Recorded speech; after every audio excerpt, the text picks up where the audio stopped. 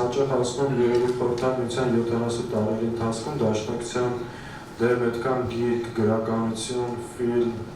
չգիտեմ ինչ չէր պատրաստի, ինչքան սրած ես 7 տարվա իշխանության օրոք։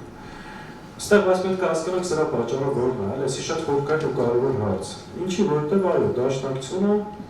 թիվ 1 գաղափարական հակառակորդն է։ Դաշնակցությունը սրանց հակառակ բևեռն է։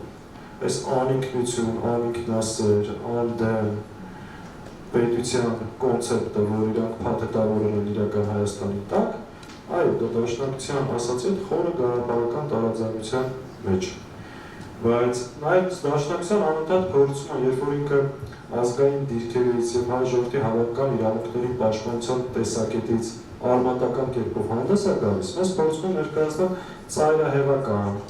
արկածախնդիր, ժողովրդին դժբախտության բերող, երբեմն հակապետական ուժ։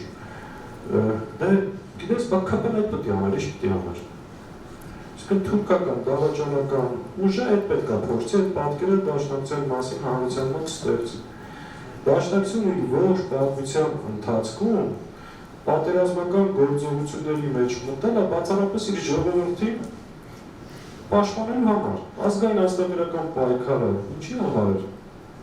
20-րդ դարի սկզբին։ Այս կուսակցության ստեղծման նպատակն է հայ ժողովրդի իրավունքները պաշտպանելու։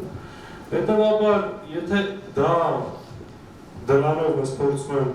նկարագրել կամ ներկայացնել պատերազմի ուժ, մեր ժողովրդին պետք է անընդհատ խոսենք, որ բացատրենք մենք պատերազմի ուժ չենք։ Մենք պատերազմից մեր ժողովրդին պաշտպանող, իսկ պատերազմի ժամանակ մեր հայրենակիցներին պաշտպանող ուժ։